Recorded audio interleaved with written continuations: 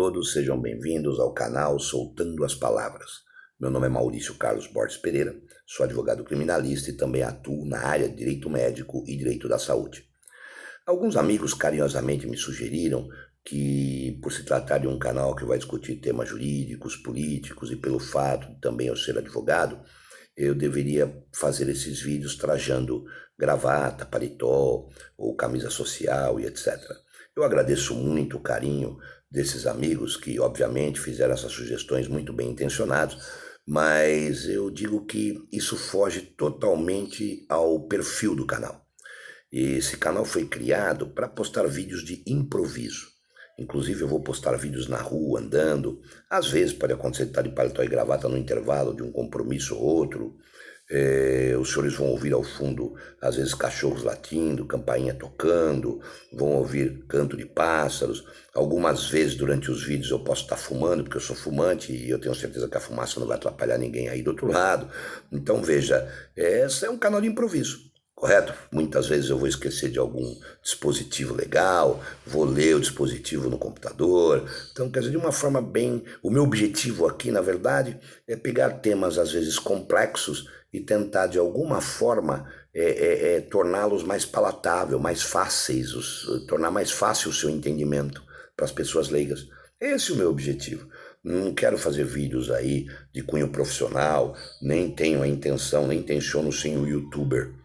Claro que eu gostaria do seu like aí, que você se inscrevesse no canal e que você compartilhasse, porque esse é o objetivo, que mais pessoas tenham acesso à informação. E aqui eu vou tentar dar informações para os senhores absolutamente despidas de qualquer ideologia política, de direita, de esquerda, seja lá o que for.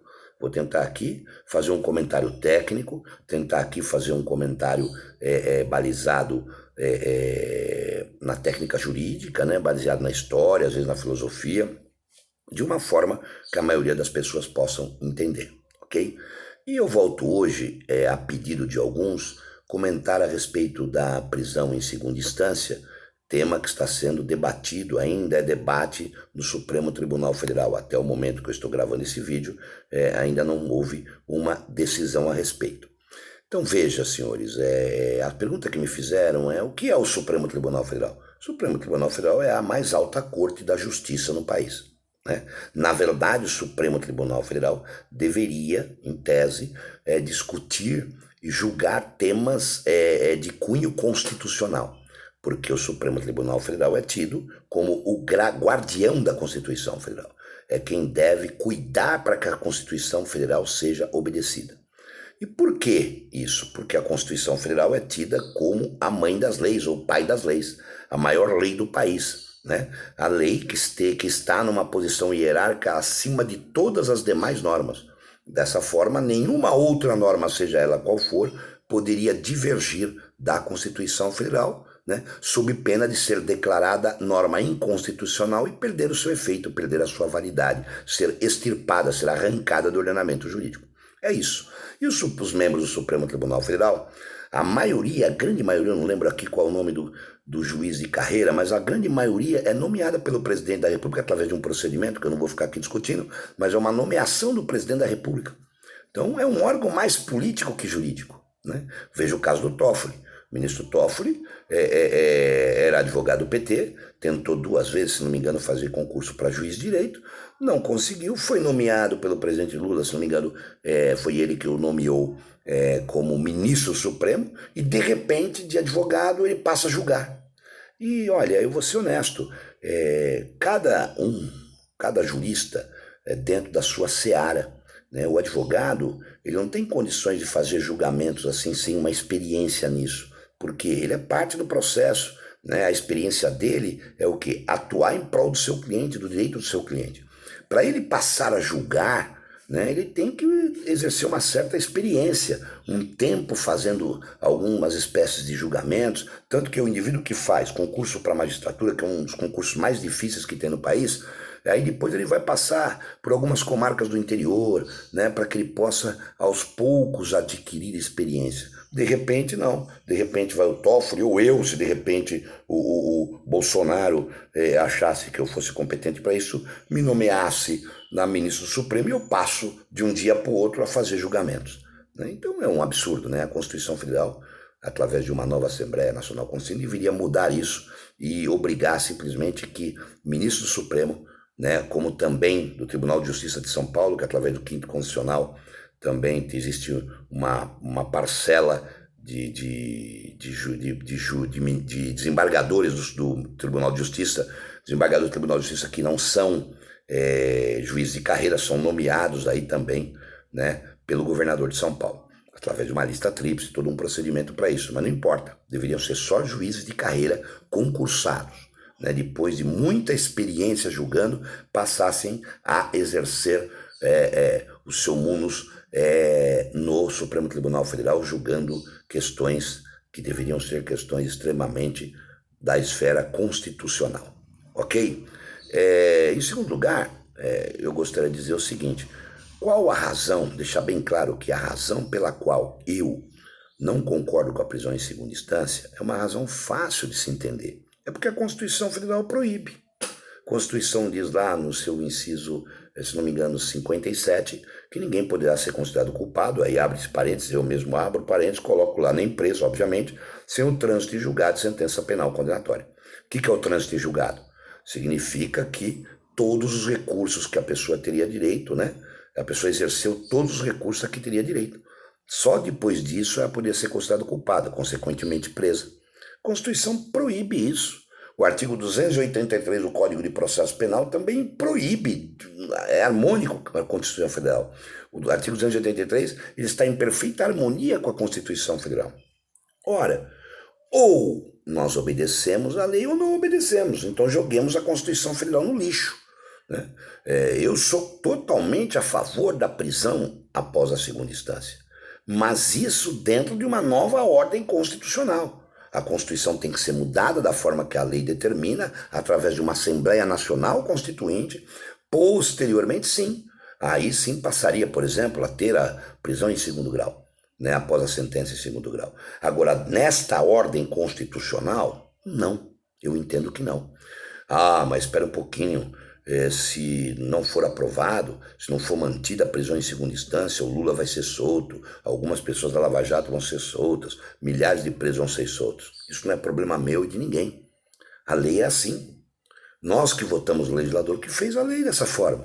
A gente tem que mudar a lei, não interpretar a lei porque a vontade popular quer isso ou aquilo. Eu adoraria que todo esse povo mofasse na cadeia, como eu disse no vídeo anterior. Mas não é esse caminho. A lei não permite isso. A gente não pode interpretar a lei só porque a gente entende a pressão popular é grande ou não. Ora, não pode acontecer, né? Infelizmente não pode. Amanhã resolvem interpretar a lei aí de outra forma e acabam com a liberdade de expressão, de repente acabam aí com outras liberdades e direitos e garantias fundamentais, porque alguns ministros do Supremo Tribunal Federal entenderam dessa forma. Não pode ter exceção. A lei fala ninguém. Ninguém não quer dizer que determinadas pessoas possam, outras não. Não é assim. Não funciona desse jeito.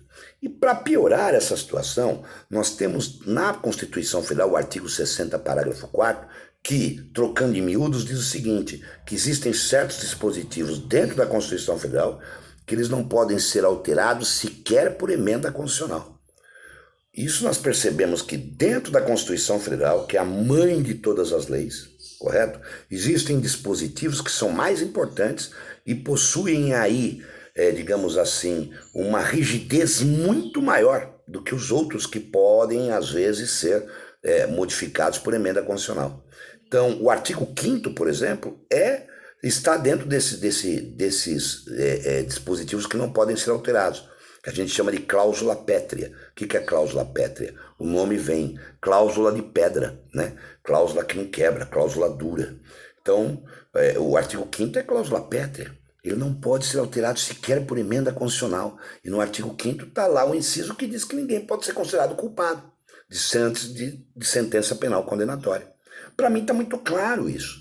Ah, mas muitos processos vão prescrever. Paciência. Ai, Lula vai ser solto. Dói no coração isso, mas paciência. O agente cumpre a lei ou joga no lixo. Então amanhã a gente resolve mudar uma determinada legislação, porque a pressão popular é X ou Y. Ah, não pode ser dessa forma, concorda? Porque senão nós vamos corromper a Constituição Federal. Olha aí, corromper, de corrupção, né? Não é corrupto só aquele que rouba, toma o dinheiro, faz falcatrua. É corrupto tem também quem corrompe a lei, quem não cumpre a lei. Ora, agora a gente, aonde está essa autorização? Existem juristas, e eu respeito muito, que dizem que o juiz pode decretar a prisão preventiva até no curso do inquérito policial, que é simplesmente investigação, por que não poderia decretar a prisão do indivíduo que já teve 2 sentenças condenatórias, por exemplo, em 2º grau? Que ele já tem a 2ª sentença condenatória, por que não poderia decretar a prisão? Quem pode o mais, que é decretar uma prisão preventiva durante o curso do processo ou do inquérito, não poderia em 2º grau decretar uma prisão. Porque está na lei. A prisão preventiva está na lei. Há essa permissão legal de decreto de prisão preventiva até no curso do inquérito policial que seja. Às vezes o indivíduo fica preso até o julgamento, e às vezes até absolvido e solto, mas ficou muito tempo preso. Mas está na lei. Agora, a prisão em 2º grau não está na lei. Ou a gente cumpre a lei ou joga essa porcaria no lixo, né? Rasguemos a Constituição Federal, então, e vamos viver sem Constituição Federal. Façamos uma Constituição enxuta, que nem a americana, e permitimos que deixemos aí a interpretação dos juristas, interpretação dos juízes, dos magistrados, né? Façamos uma Constituição bem mais enxuta, com poucos artigos e pronto.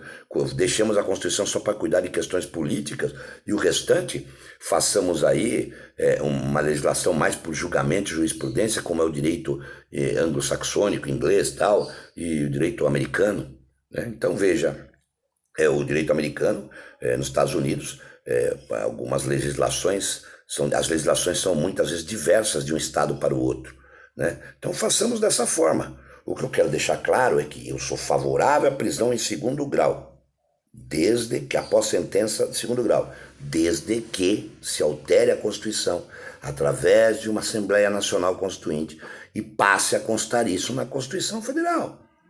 Senão nós estamos aí fadados a perder direitos e garantias constitucionais porque há pressão popular para isso, ou porque de repente algum governante pressione o Supremo e etc. Porque o Supremo é nomeado pelo Executivo, né? Se é nomeado pelo Executivo, às vezes o Executivo nomeia alguns ministros lá e acabam, de certa forma, votando favorável às suas opiniões e de repente aí nossos direitos e garantias fundamentais vão para o lixo. E como dizia o grande Rui Barbosa, nosso grande jurista, com a lei, pela lei e dentro da lei, porque fora da lei não há salvação. Muito obrigado e até o próximo vídeo. Fiquem com Deus.